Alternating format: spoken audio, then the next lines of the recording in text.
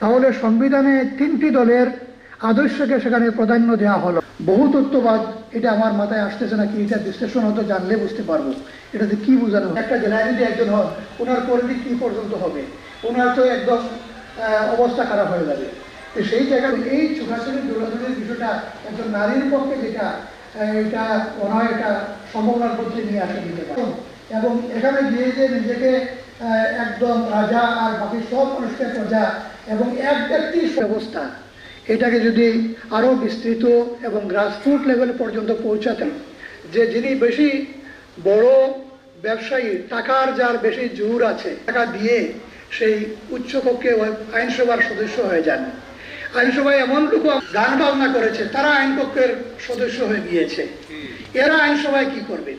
আইনসভা তখন নির্বাচিত হয়ে গেলে তার মতের আলোকে, তার পথের আলোকে সকলকে তখন কি বলতে পারবে। এটা আপনারা হয়তো জানেন, জামাত ইসলামের আমির প্রফেসর গোলাম আজম সাহেব এই পরবর্তী সরকারের যে বিষয়টা আছে নিরপেক্ষতার দিক থেকে, তবে তাদেরও জবাবদিহির মাত্রায় নিয়ে আসা, যদি সেখানেও সংস্কার এটাকে কার্যকর করেই নির্বাচনে যদি আমরা যাই, তখন এটা যথার্থ হবে এবং বিভিন্ন সাম্রাজ্যবাদী গোষ্ঠী যেভাবে ছিনিয়ে খেলছে সেটা অব্যাহত থাকবে। সেই জায়গা থেকে যদি বেরিয়ে আসতে, একটা উদাহরণ যে শেখ হাসিনা ফ্যাসিস্ট সরকারের প্রধান যিনি ছিলেন পালিয়ে গেলেন বিদেশে। আমরা হানাহানি আর হিংসা বিদ্বেষ এগুলো নিয়ে মুক্ত থাকি, যার কারণে আমাদের যে জনগণ আমরা জাতীয় ঐক্যমত্যের ভিত্তিতে এই বিষয়টাকে পাশ করতে পারি। তাহলে ওই যে কথাগুলো ও সাংবাদিকের মাধ্যমে বিভিন্ন জায়গায় বা সব জায়গায় সরে, তখন আমার কথা হইলো, আমি বিশেষ করে আমার বলতাম ছিলাম আমি ওই জায়গার বাইরে না আসেন কিছু, তাহলে আমার বাইরের যে ফুটেজগুলো বা আমরা কারো 2-1টা ফুটেজ আছে কিন্তু কখন নাই, তখন মানে কেউ যখন বিভিন্ন সংস্কার কমিশনের নাম শুনছিলাম, তখন আমরা অপেক্ষা করছি। আমাদের সে আন্দোলনে বিজয় এসেছে, সিলেটে আমরা সুশৃঙ্খলভাবে সেটি আপনাদের সহযোগিতা করতে পেরেছি। আমি বিশ্বাস করি আপনাদের হাত ধরেই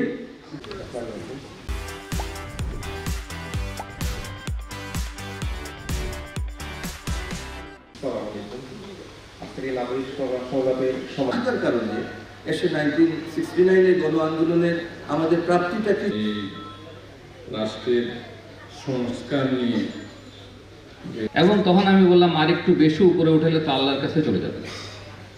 অর্থাৎ দেখছি যেটা দুটো ভাবে, একটা হচ্ছে কি পরিমাণ দুর্নীতি এবং বিভিন্নভাবে, আরেকটা হচ্ছে প্রাইভেট পাবলিক। আমি যেটা বললাম এটা শুধুমাত্র সরকারি খরচ, এর বাইরেও দুর্নীতি ছিল। দ্বিতীয়টা ছিল যে দেশ থেকে টাকা বেরিয়ে গেছেন। আনসার হচ্ছে সব টাকা বেরোয়নি, প্রচুর টাকা দেশের মধ্যে রয়ে গেছে। যে টাকাগুলো বেরিয়ে গেছে সেটা আমাদের হিসাবে ছিল $14 বিলিয়ন। রিমেম্বার যেটা আমরা বলছি রিপোর্টে, সেটা হচ্ছে যে টাকাটা বেরিয়ে গেছে, কিন্তু সেই টাকাটা পুরোটা যে সরকারি খাত থেকে গেছে তা না, বেসরকারি খাত থেকে গেছে, বিভিন্ন ধরনের কি বলা যাবে আমাদের স্টক মার্কেট থেকে গেছে, ব্যাংক থেকে গেছে, সেগুলো কিন্তু সরকারি খরচ থেকে যায় না। সুতরাং বুঝতে হবে দুর্নীতির পরিমাণটা ওই $14 বিলিয়ন অনেক কিছু ইনক্লুড করে, আবার সেই সাথে এর বাইরেও দেশের ভিতরে প্রচুর দুর্নীতি ছিল, যেটা আমরা আমাদের আরেকটা অংশে আছে। সুতরাং টোটাল দুর্নীতি হিসাব করলে আমি এভাবে বলা খুব ডিফিকাল্ট, কারণ এই 14 অ্যাটলিস্ট 7 লক্ষ কোটি টাকার অর্ধেক আমার ধারণা দেশে আছে, অর্ধেক বাইরে চলে গেছে। এবং এই জন্য আমরা রিপোর্ট করেছি, আমরা বলেছি যে ভবিষ্যতে সরকারি কর্মকর্তাদের স্ত্রী সন্তানরা কি করে সেটাও যেন জানা হয়।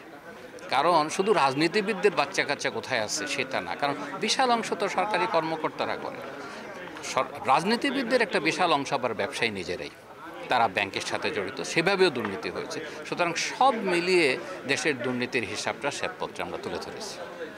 আসলে এটা যে চিহ্নিত করা যাবে, এটা চিহ্নিত করা যাবে আমাদের মাধ্যমে না, এটার জন্য তদন্ত কমিটিগুলো কাজ করবে। কারণ এটা যদি মনে করা হয় চিহ্নিত করা যাবে না তা না, আমরা সুরটা তুলে ধরলাম। এখন দুর্নীতি দমন কমিশন, আমি এভাবে বলি, দেখেন গত সরকারের 22 সালে অ্যাটর্নি জেনারেলের রিপোর্টে 1,63,000 কোটি টাকার দুর্নীতি তারা উল্লেখ করেছে, কিন্তু দুর্নীতি দমন কমিশন কোনো ইনভেস্টিগেশন করে নাই। সুতরাং উচিত হচ্ছে এগুলোর পেছনে ইনভেস্টিগেট করা, যেটা এখন তদন্ত শুরু করার কথা। আমি আশা করব দুর্নীতি দমন কমিশন এগুলোকে পেছনে খাটবে, দেখবে যে কোথায় দুর্নীতিটা হয়েছে। সমালোচকরা তো স্যার এটাও বলছেন যে আসলে এটা আওয়ামী লীগের যারা দুর্নীতিপরায়ণ ছিলেন তাদেরকে অনেকটা ক্ষেত্রে আড়াল। বুঝতে হবে শ্বেতপত্র তদন্ত কমিটি না, আমাদের ওই অথরিটি ছিল না ডকুমেন্ট খোলার।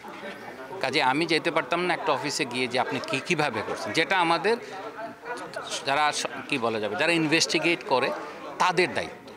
সুতরাং আমরা যদি বলি সেটা আপনাদের পত্রিকা থেকে বলে যেটা হবে সেটাই আসবে, সেটা বলাটা অন্যায় আমাদের পক্ষে। সেজন্য আমরা যা বলছি এই খাত থেকে এইভাবে দুর্নীতি হয়েছে, কে দুর্নীতি করেছে আমাদের দায়িত্ব না, তদন্ত করে বের করা উচিত।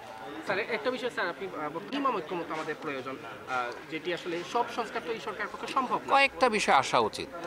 একটা হচ্ছে নির্বাচন, এটা স্বাভাবিকভাবে, কিন্তু তার সাথে বিচার বিভাগ, পুলিশ বিভাগ, এই দুটোতেও মিনিমাম ঐক্যমত থাকা উচিত। কনস্টিটিউশনও মিনিমাম ঐক্যমত থাকা উচিত, তবে এটা এরা করতে পারবে না, কারণ নতুন পার্লামেন্ট এসে করতে হবে। আমি এই কয়েকটা বিষয়ে মিনিমাম পয়েন্টে, সব বিষয়ে একমত আমরা হতে পারবো না, কিন্তু কিছু বিষয়ে একমত হওয়া উচিত।